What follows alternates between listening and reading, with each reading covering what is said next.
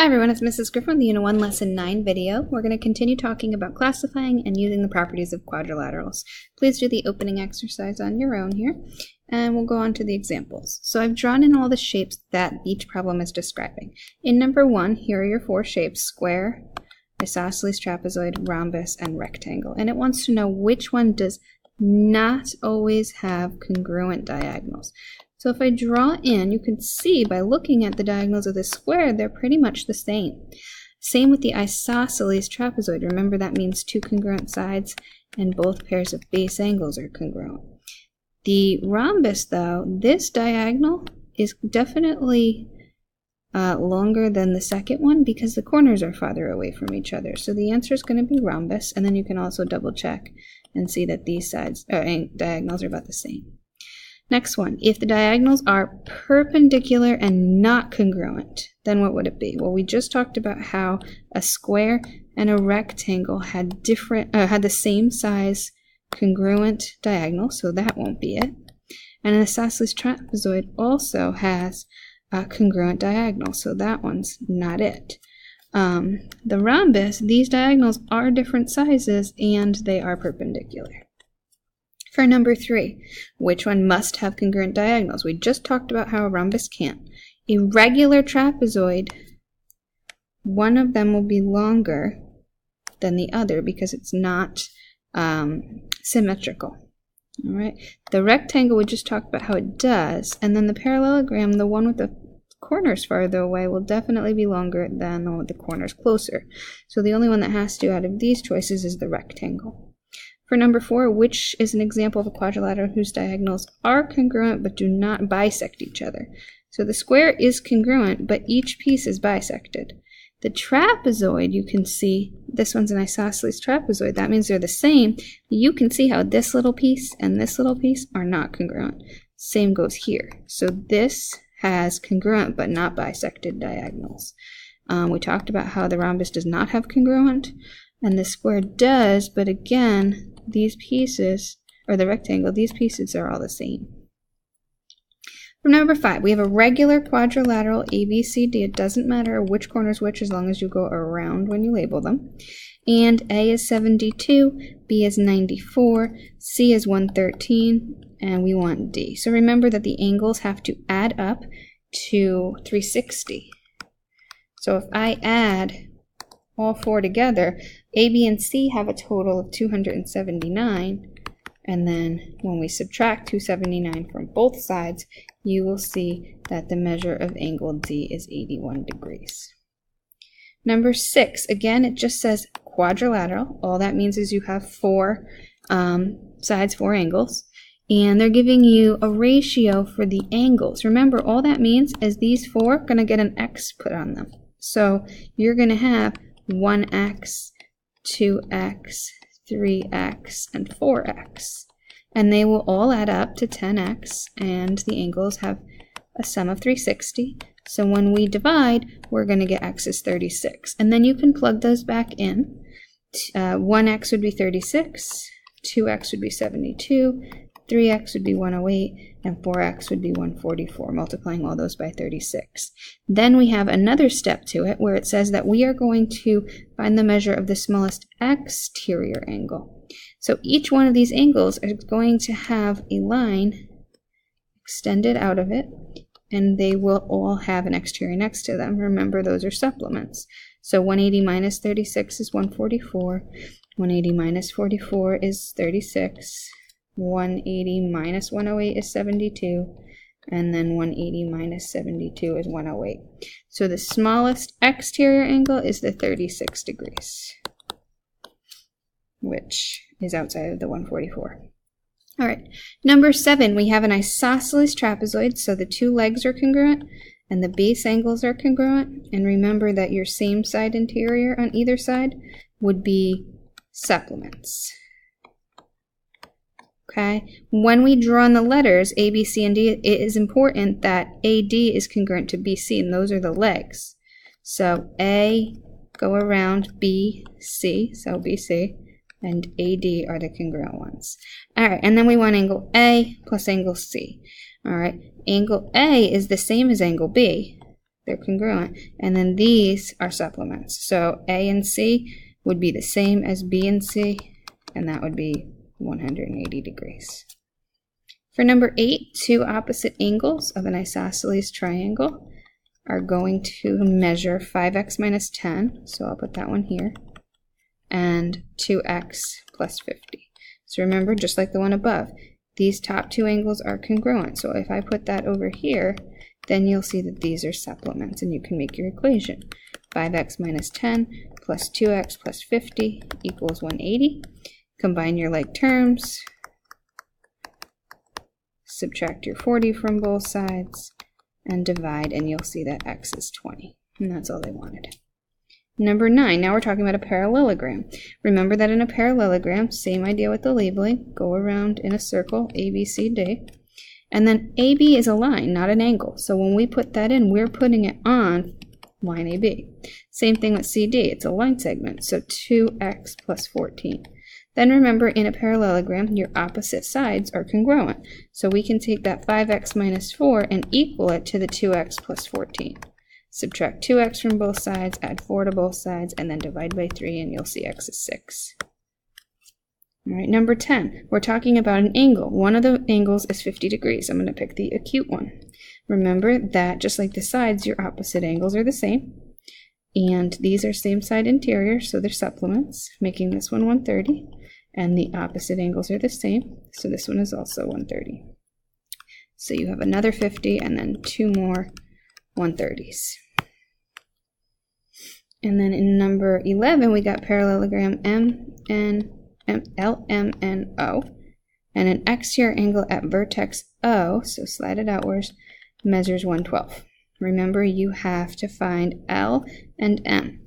So the first thing I would have done is your supplements, and the supplement of 112 is 68.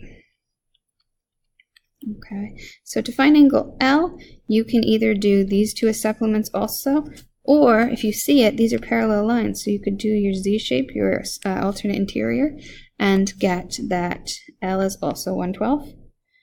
Okay, and then N, or M here, would be the same as the 68 because it is an opposite angle, or you could do same side interior here and they'd be supplements. So the measure of angle L is 112, and the measure of angle M is 68. Number 12, I have a rhombus ABCD, and AB is 6x minus 6, and then BC is 4x plus 2. Remember that a rhombus has all 4 sides congruent, so 6x minus 6 and 4x plus 2 will be equal. Subtract 4x from both sides, add 6 to both sides, and divide by 2, and you'll get x is 4. And then they want BC, so substitute that back in. 4 times 4 plus 2 is 18. Okay, number 13, we have WXYZ as a parallelogram, and line YZ is extended to point V, and then we also know that WZ and VZ would be congruent, and remember that makes this an isosceles triangle, and across from your congruent sides would be your congruent angles. Those are your base angles.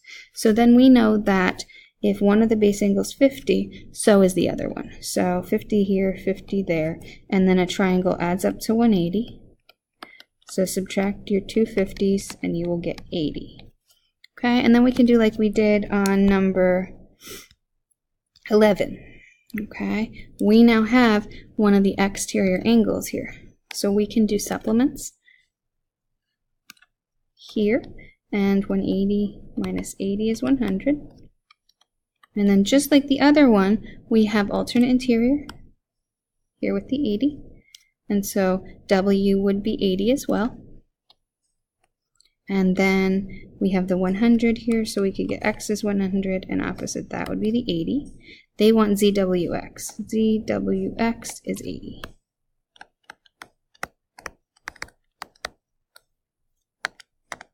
Okay, moving on to number 14, it's a rhombus.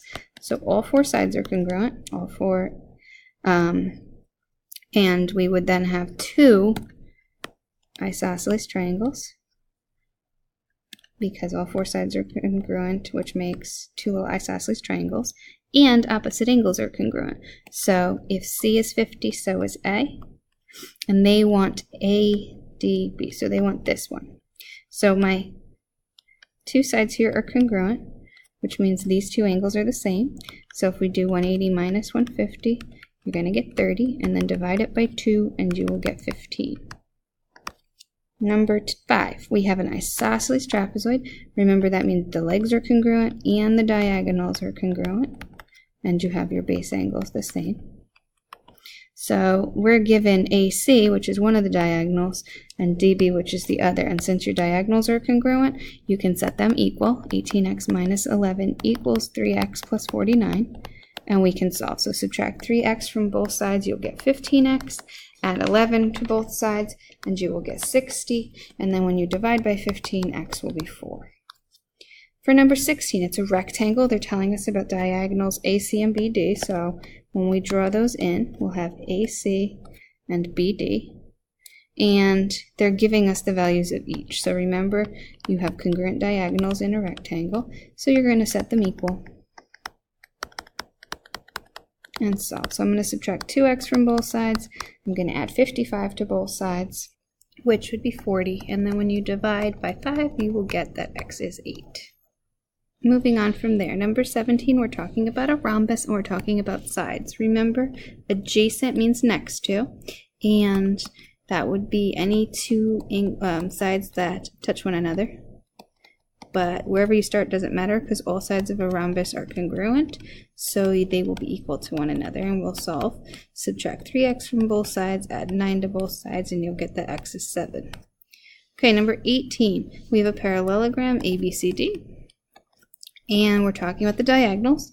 So those intersect, they actually bisect one another.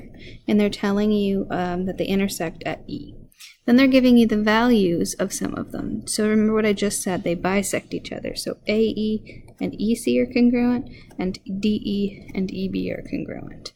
And then when we label the parts they tell us, BE would be here, that would be 6x minus 6, and DE would be 2x plus 10. So remember that they bisect each other. So DE and BE will be congruent. Solve, subtract 2x from both sides, add 6 to both sides, and when you divide by 4, x will be 4. For number 19, consecutive angles are angles that are next to each other. For example, this one and this one, or the top two, or the right two, or the bottom two. And what those do is they are same side interior, so they're supplements. So if I were to use these angles here, those would be 3x minus 15 and positive x plus 15. They're going to be adding to 180 because they're same side interior. And then you can solve. So add your x's and you'll get 4x. The 15s would cancel. And when you divide 180 by 4, you get 45. Okay, for number 20, if SR and PQ are parallel, then you can do, for example, the alternate interior, and angle 1 would be 20. And then if you wanted also, you could do same side interior with these. So 110 and 20 is 130, and 180 minus 130 would get you 50 for angle 2. What you can also do is realize that there is a triangle here and find angle 2 that way. Okay, for number 21, I have put the letters in the corners, and D and A are these labels, which are going to be supplements because they're same side interior. So those, if I add them together, will be 10x plus 10 equals 180, and then you can subtract 10 from both sides, and then divide by 10, and x is 17. For number 22, I put the angles into the corners that are there. And what we need to do is realize that they're opposite, so they're going to be equal. So we're going to set them equal to one another and then solve. So subtract 3x from both sides, add 33 to both sides, and you will get 90, and that divides to 18. In order to find angle C, we're going to do that these ones are supplements. So you're going to plug in your 18 to angle B, and that's 111. And then subtract the 111 from the 180, and you will get that angle C is 69 degrees. All right, I will see you in class.